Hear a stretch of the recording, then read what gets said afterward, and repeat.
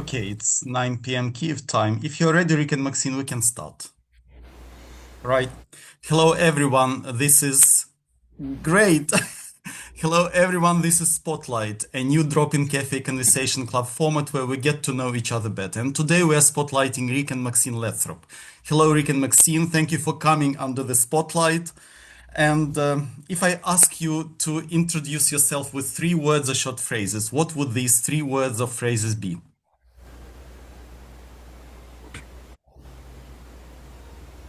We have to unmute ourselves. Right. I have often thought of myself as a pragmatic humanitarian idealist. I want people to feel safe with me. Thank you. Great. So I don't know whether you ever think of your life as a story, but if you think of your life as a story, or maybe it's a poem, I don't know, what genre of story would it be? Well, yours would be high adventure. Yeah. And mine would be holding the ground down. Great. And Well, what title would you hold it, suggest? hold it. Now, she said for me, I get to say for myself, not All right, for yeah, all me. right. So I would say the through line. And the reason I'm thinking about that, I've been thinking about my family and those who came before me and recognizing the values that they gave me and how they're coming through me and how I appreciate my ancestors. There's a through line going way back to my ancestors that I've come to appreciate. Thank you. Now that you define the genre, could you please give it the title for your life story? The through line. The Through Line. Okay, I got it. Maxine, the same title? Um, I caught you unawares. yes, okay. In the world, In the grounded, world. Great. grounded, Thank grounded. you. Grounded. Okay. So let's get down to a block of personal questions. Okay.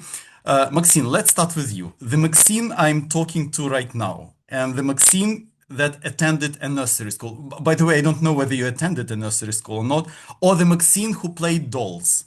Is this the same person? Are these two Maxines the same person? The Hmm. Maxine I'm talking to now and the Maxine that, went to nursery school or played with dolls. Hmm. Probably, yes, a little bit. I think it's more a return to certain qualities. Yeah. When I was in nursery school, my mother told me that because after nap time, we would wake up and we would have juice and crackers, and we would pound on the table, "We want deuce and whackers," because we couldn't speak very clearly as nursery school. Deuce and whackers. So maybe I'm a little bit of that again. Still, still. Still. Yeah. Okay. Rick, how about you? I did go to what we call kindergarten. In fact, I had a brother who was a year ahead of me in school, and we were great friends all the way up until he went to kindergarten. And the kindergarten was just a couple of blocks down our street. And my mother took him there, and I thought, wait, hold it, I need to go too. So I walked as a 5-year-old down to kindergarten and said, I want to be there with my brother too. But in terms of am I wiser or smarter now than I was as a child? I think I was wiser as a child than I am now. As a matter of fact, the good book says you must come again as little children. And I think what that means is children are so open and living in the moment and enjoying life. And I think I've lost a little of that, but I'm trying to regain it. Now, honestly, were you difficult teenagers? I don't think that I was a difficult teenager, but my mother was very open to dialogue. And so we would have arguments, and she would let me state my view very strongly. And that part might have been difficult, but I don't think I got into a lot of trouble or difficult in that regard. So you were a good girl, right?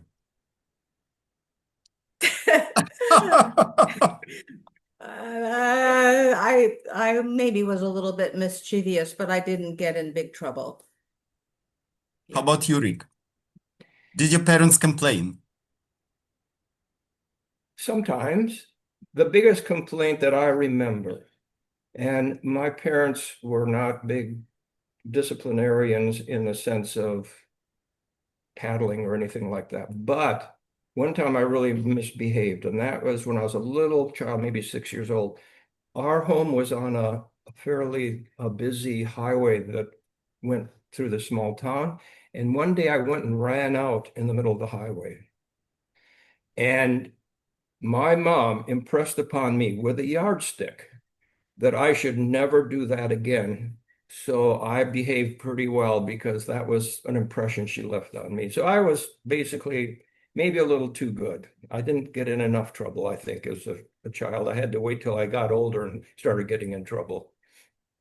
If you were so good as teenagers, I don't know even whether the next question makes sense, but nevertheless, I'm going to ask you this question. If you had an opportunity now to give some advice to your 18-year-old self, what would that advice be about? Things work out. They may not work out the way I imagine, but things work out. And being a young person without a lot of life experience, you don't understand, you don't have enough life experience to understand that that happens, that things work out. Yeah. Yeah, mine would be similar. And, when you get to be 18, you start having ideas about the world and how it should be and all the problems. And I started worrying a lot about the way the world was developing and concerned about it. And what Maxine said, there was I can't remember the name of it, but there was a person who appeared on the Mad magazine at that time. And he said, "Don't worry." And I think What me worry? what me worry, What yeah, me yeah. worry? So I think it would be, don't worry, just do your best, things will work out. I think we all need this advice. So, how are you feeling right now? Are you relaxed? Are you a bit tense? I I've never I've never been on one of these Zoom meetings before, so it's really difficult. But I don't know whether you've been under the spotlight. Okay, now we are getting down to more. So far, we've been talking about each of you separately. Now we're going to talk about both of you together. So, you know that today people mainly look for partners online. I'm sure you didn't have that option. So, how did you actually come across each other? Ah. Um, I was living on a wellness conference center, and I was overseeing the food service operation. There was a staff that lived on the property on an organic farm. There was about 30 of us that lived there, and conferences would come in that I was responsible for. Rick moves to this facility a few years into my being there. And that's how we met. And I pretty much almost immediately didn't like him. And I'll say because he was sitting on the countertop of my industrial kitchen, my institutional kitchen, sitting on the countertop on his first day with his hand in the granola bucket, like his Awful. feet. I know. So it was like, really? This guy, the first day, he doesn't even wait. All right.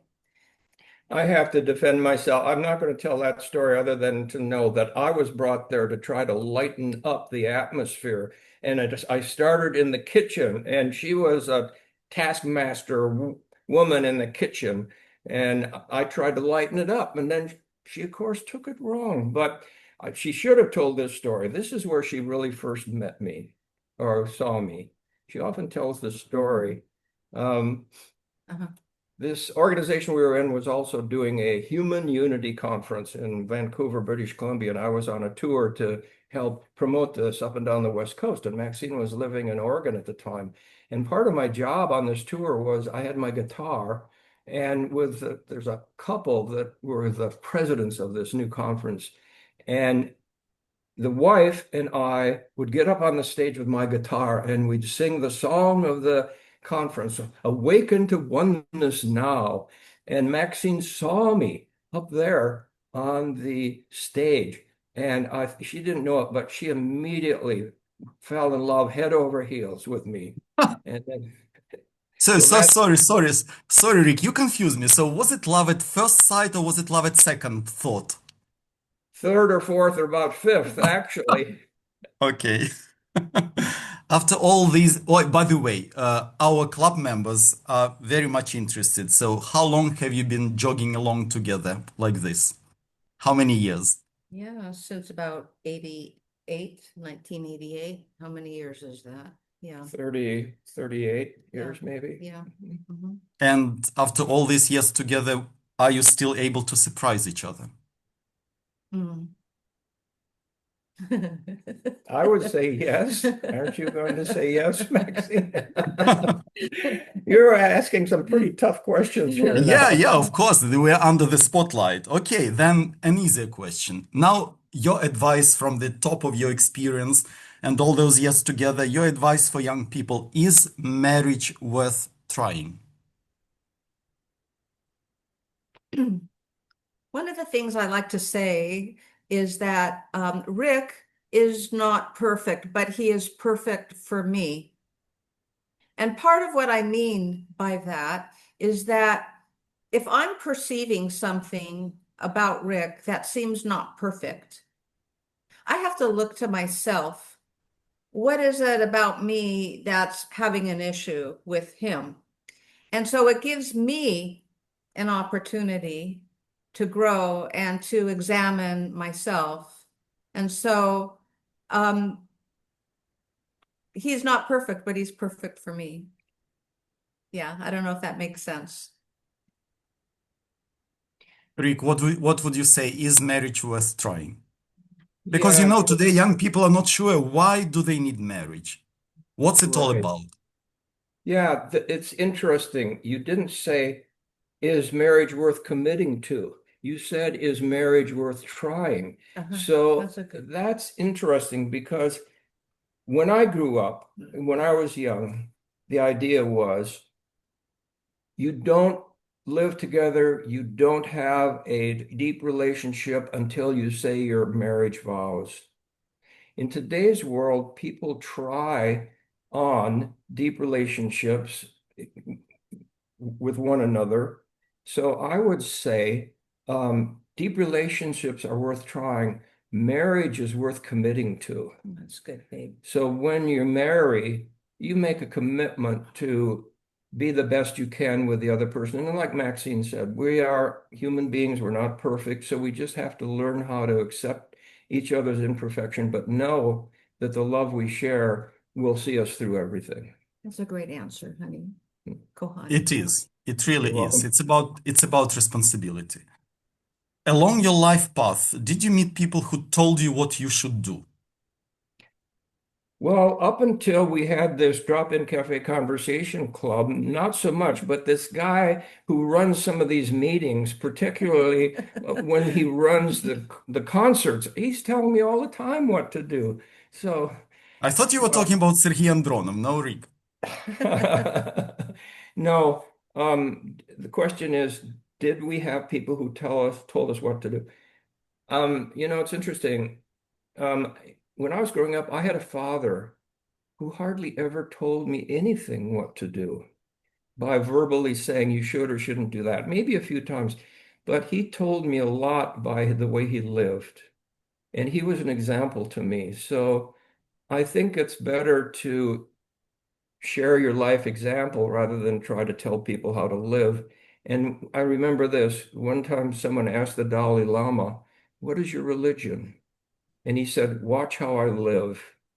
And I think that's the answer I would give. Thank you. Now I have personal questions to each of you. Try to give brief answers, okay? So, question for Rick first. What was the main lesson military service taught you? I think the main one is that, and I'll give a little background. I was an officer in the Navy, and normally the officers are set aside from the enlisted people. We're different. We have to maintain our authority, so don't have friends with enlisted people.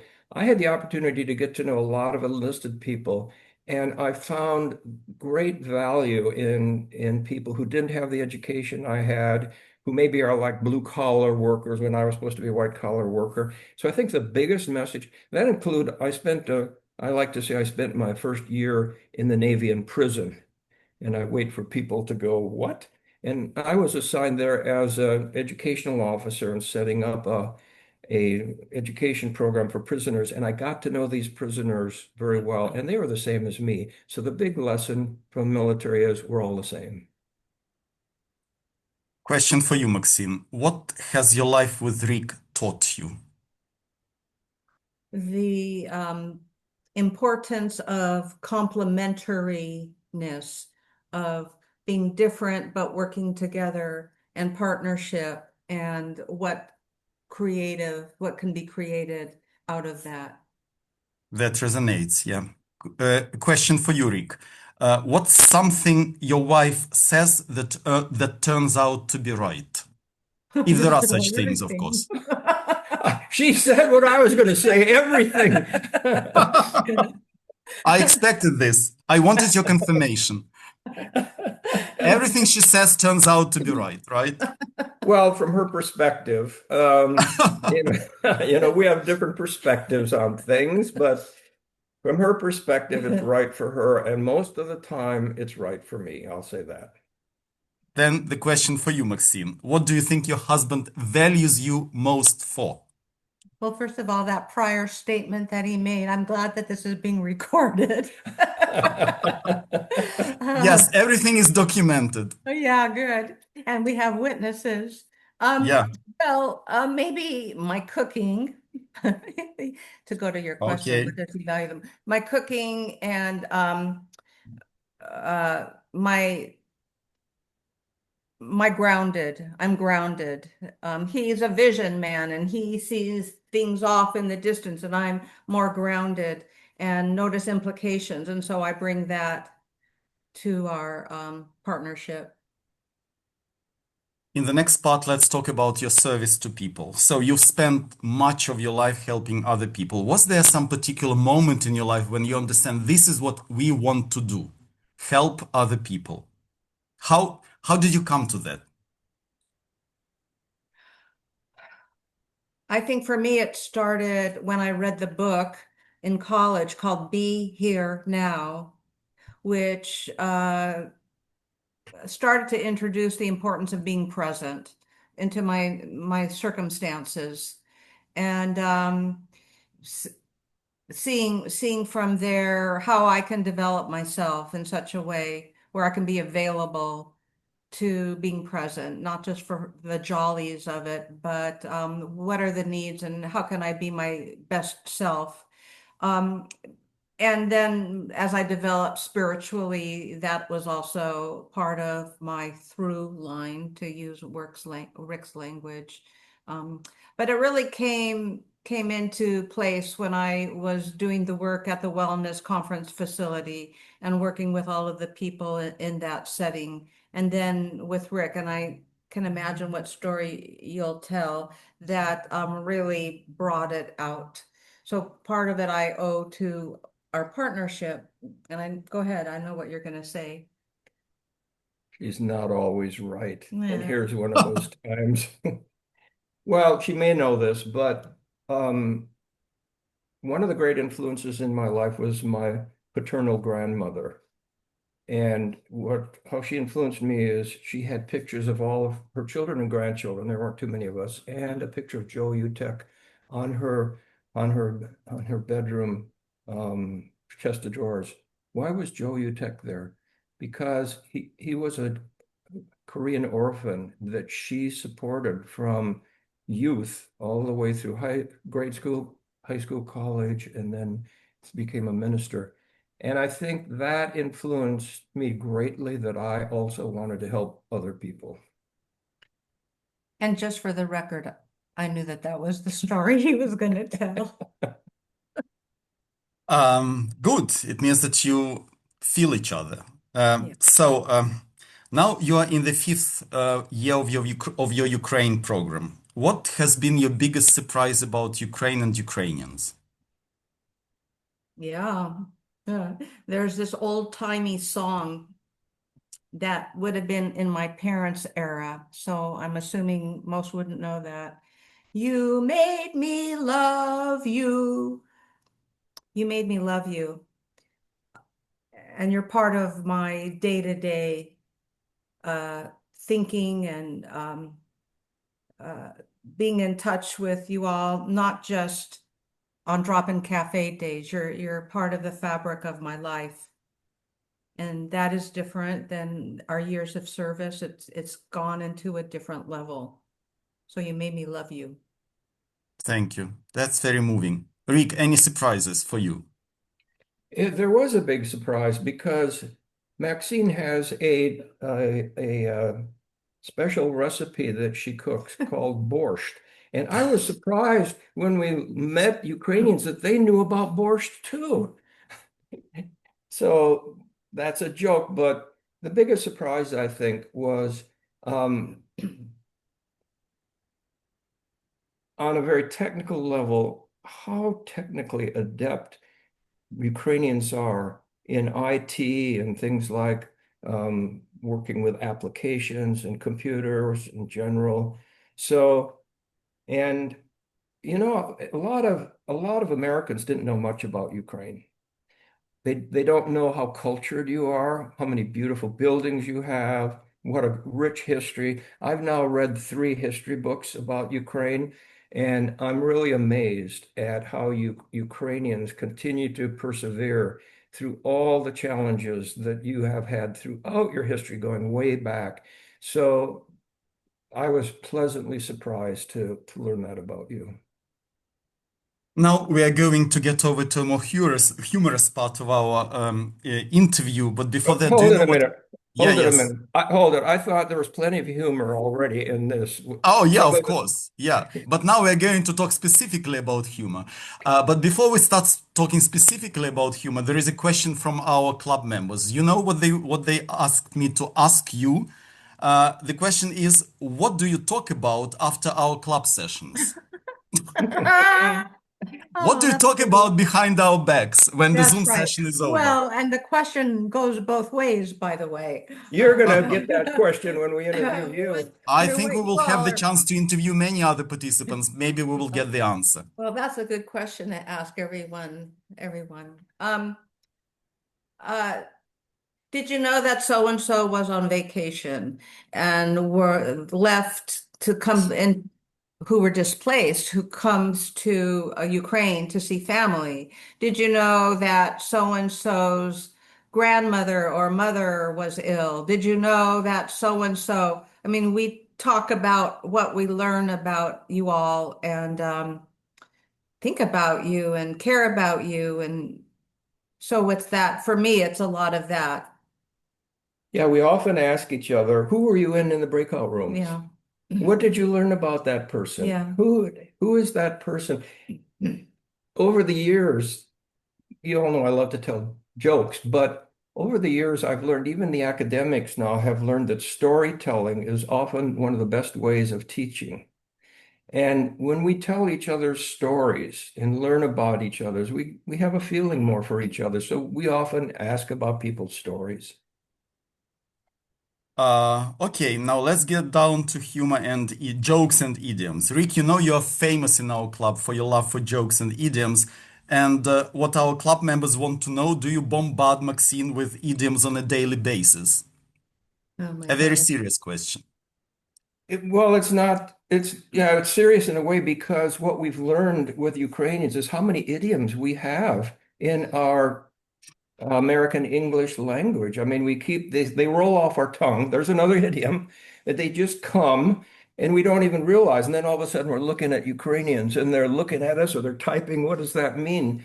So we probably use idioms a lot with each other and we don't even realize it because they're a part of our language.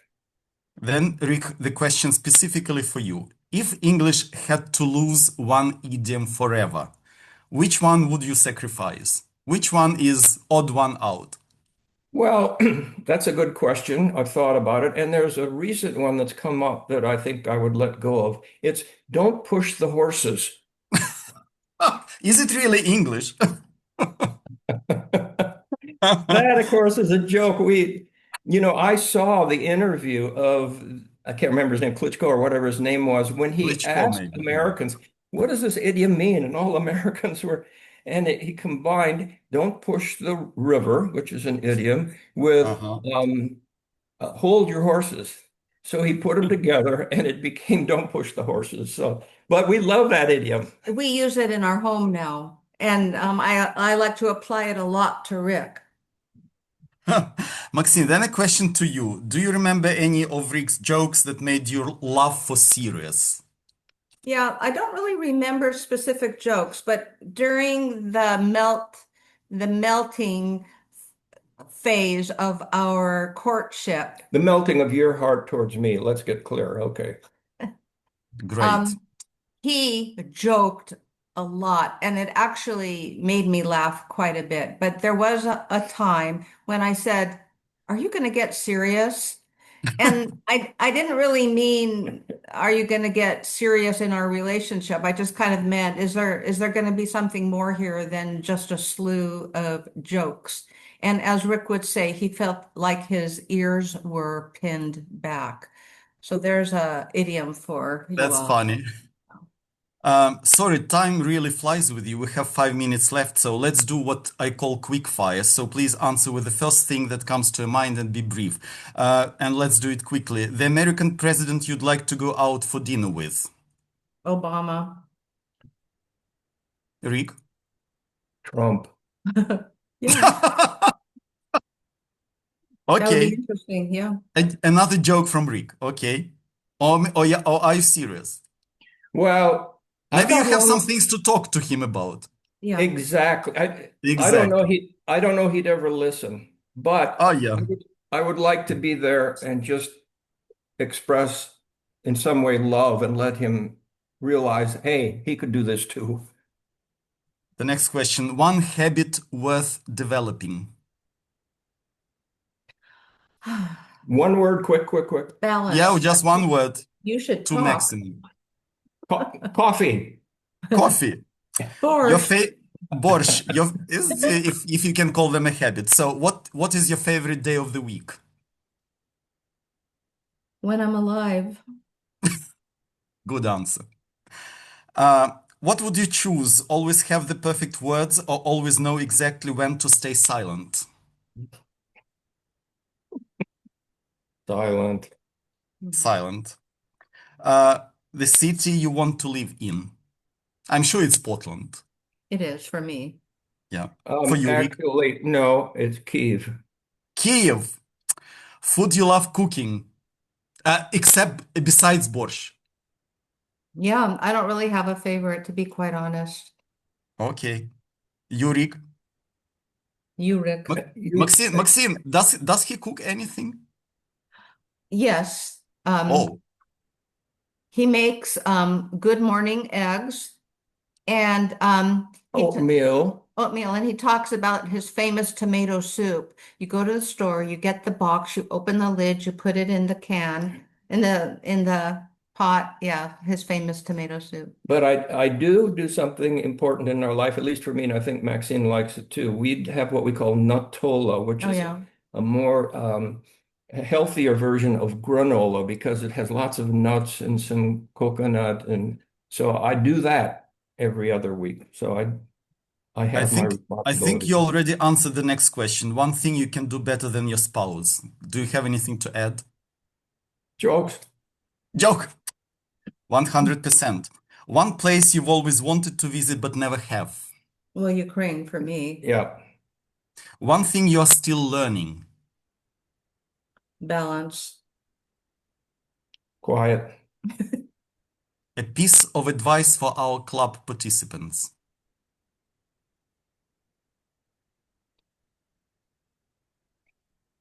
I'm going to say more than a word. I had a teacher, kind of a spiritual teacher, who said spirituality or religious is first and foremost practicality. And the most practical thing I could say to anybody is love one another. Thank you for that. Yeah, we're in the last minute. I have prepared more questions for you, but I think we will finish with the last one. And this is going to be serious because this is the final part, which I call reflection. The question is, when people remember you many years from now, let's imagine this, what do you hope they will remember about you? It goes back to what I said in the very beginning. I felt safe with her. And for me, I hope people will think that I tried my best. Thank you, Rick and Maxine, both for who you are and for what you're doing. Thank you, everyone, for joining. Thanks, Sergey and Drona, for technical support. And remember that this is Spotlight. You never know when it might turn your way, so you'd better be prepared. Goodbye. And now, officially, that's over. And now, Rick and Maxine, if you want, we can stay for a feedback. Or maybe you want to have some feedback from those who are present, we can also do that. Yeah, Now we are free to do whatever we want, as we yeah, usually do in our after party. good. Let's do it. Well, let's So, take what us are your out of this. how did it go? What are your impressions? How do you feel? Well, could you take us out of spotlight, Andronov, so we can see everybody now? Yes, The please, whole Sergey. group. Unpin us. And there we go. Oh, great. It's nice to see everyone. Thank you for coming. Yeah, so this is a question for the rest of the people. How did it go? Or do you have any other question? What do you mean, Sergey? You're the boss as usual. Yeah. Who's that No, question for? I wanted to know how you are feeling. How did it go for you? And then maybe Oh, if someone wants to share the feedback as well, that would be very nice because we were all very much nervous. It was the first attempt. So if you want to give us some advice, feedback, we will be happy to hear that. how did it go for us? Well, both Maxine and I just couldn't sleep all night. We were so nervous because we knew you and we knew it was going to be so difficult and not fun. But no, I want to thank you, Sergey, for introducing the spotlight idea. And, we were chosen probably the right thing because we kind of helped start this thing. But we now are looking forward to hearing the stories of you. And we're thinking of maybe a native English speaker or Ukrainian, native English speaker, Ukrainian. So looking forward to hearing all of your stories. As I said, get ready, everyone. Regular You, participants above all. By you mean all of us. right, but the next person, just so everyone knows, this is not public, he has agreed will be Sergei Sidorenko. So we'll let you know when that happens. And also, if you are referring to, I mean, appealing to everyone, it's good for everyone to know that I only agreed when Rick put a knife to my throat and put my back against the wall because I don't think this is a good thing for the interviewer to be interviewed in the second session of Spotlight. But I can't struggle anymore, honestly. That's right. You're an honorable man. Who is going Well, to hold, We interview need me let's then, not Rick? let's Who is not get going to too. do that? We will discuss it later. Okay. Well, Sergey, there's a reason I did that, and I've talked to you about it, and I think you understand this. This is not Rick and Maxine's program. This is all of our program. And it's not American English speakers telling Ukrainians how to speak well or what to do. No, it's us doing Exactly. it together. So we need to, and we try to do this democracy thing where everybody has a voice and everybody's voice is important. So that's part of the reason, Sergey. And I would also like to invite, while we are all here, we are 24 people here, very seriously, I'm going to repeat it in our Telegram channel. I know that we are all very shy and we think we don't have a story to tell, but I'm seriously inviting everyone who feels that you are ready for the spotlight. Just give me a private message, okay? We will do it together. Because anyway, the spotlight will come for you. So if you're willing, if you feel that you are ready to be the next, or one of the next, okay, just tell me, okay? That would be much easier for me to arrange this interview. Otherwise, I will all the same. I will asking you, hunting you the same way the Rick was hunting me, and you cannot escape. That's it. That's my message. It's like a drone. Our It's like a task is to drone. get to know each other better. Exactly. Yeah. I was saying it's like a drone. We'll come and find you. Yeah. Yeah. Right. That's right. A good drone. A good drone. Yeah. So, did you want other people that are present here to talk about this session? What did you want, Sergey? Tell us. No, at least if somebody wants at least to tell us whether it was, I mean, some fun.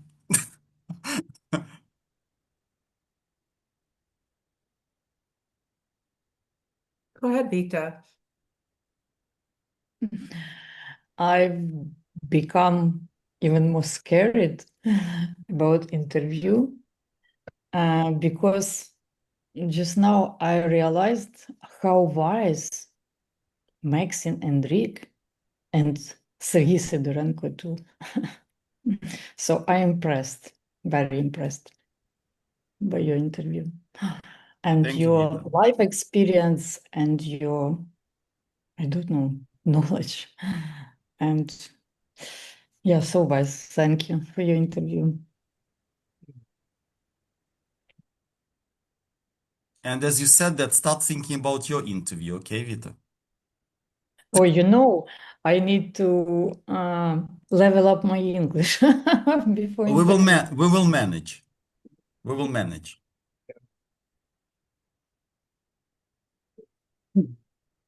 You all are doing so well with English. Even if none of us have, our English is not perfect. We've learned that you Ukrainians know better grammar than we do. So, but everybody's English is perfect as long as they try.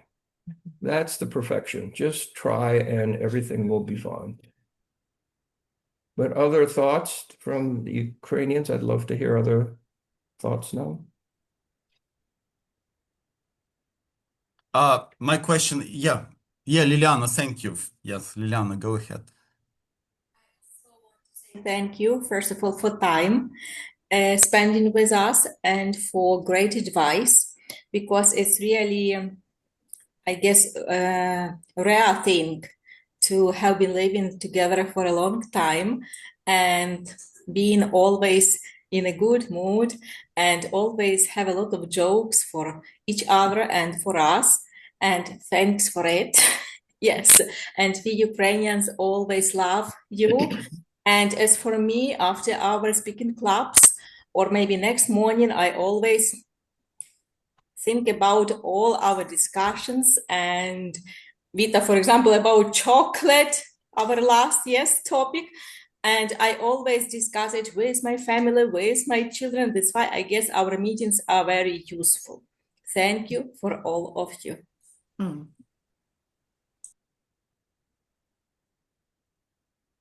I have then a very yes, Natalka, go ahead, please.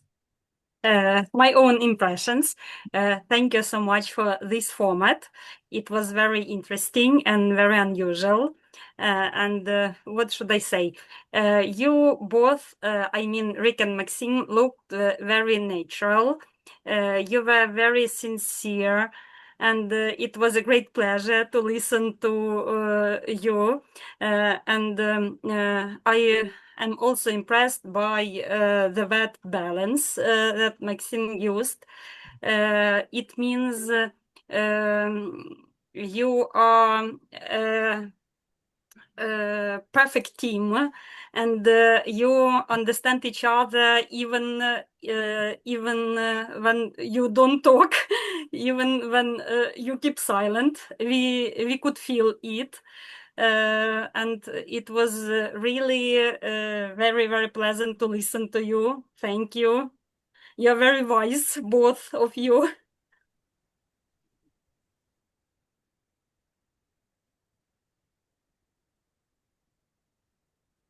I have a very specific question. Please raise your hands if you think that we should continue the spotlight as our format in the club. Could you please, yeah, raise either virtual or physical hand or anything, just for us to understand the feedback.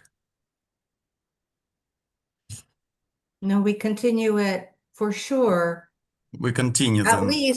least through the interview of you, Sergey.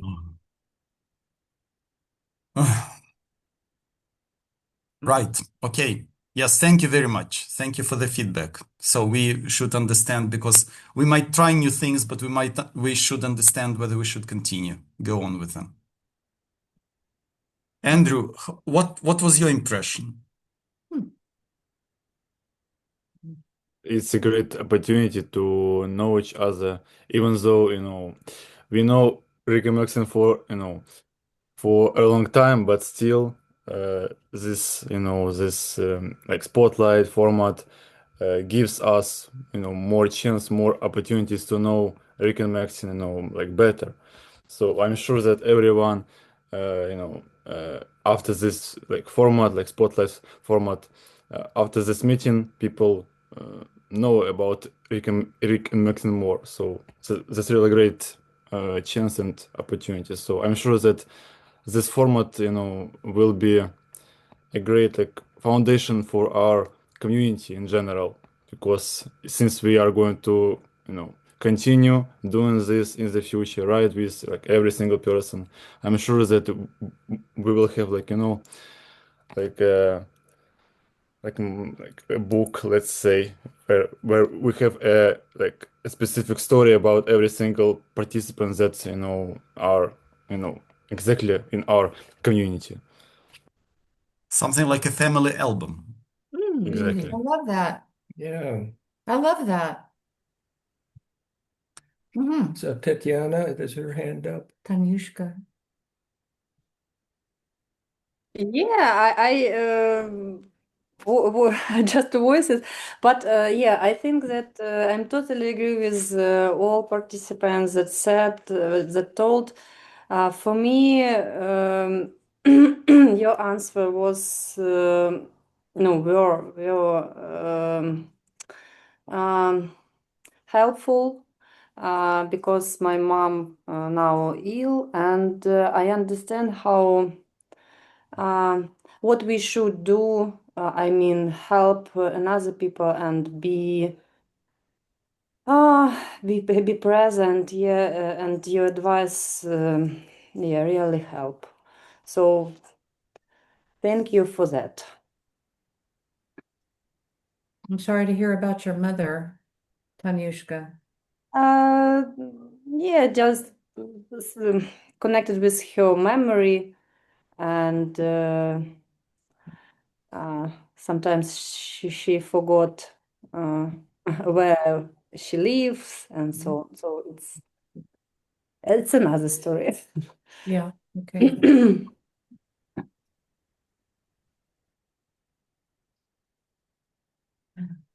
Okay, maybe we say goodbye then. On this note, unless somebody wants to say something else. I would like to thank Sergey Andronov. I hope he can turn his camera on. He is the administrator of our program, and he's always in the background helping with all these technical things. And Andrew Andreev is our assistant administrator. They're both doing wonderful jobs. So I just want to thank them for everything they provide. Yeah, Yeah, Sergey is indispensable for the spotlight. yeah, good. Thank And you. thank you, Sergeant Sidorenko. That's Valentina, the boss, Sergey's boss. We had to make sure that she was taking care of Sergey to make sure he'd behave today. Good job, Valentina. He behaved pretty well. Thank you. And Good. uh, every interview, as you know, is a two-way process. So the success of it depends on both sides. And your wife had something to say. You have not learned to not No, interrupt Sorry. your wife. That's Sorry. the usual situation. When I start talking, he interrupts and continues to talk. And now you can see who is the boss of the family. Oh, yeah, that's getting too personal. Okay. Okay, well, Thank you all. all right. Thank you too. Ukrainians, have a safe and quiet night. See you Yes, tomorrow. please. Bye. Please. Bye. Let's stay on.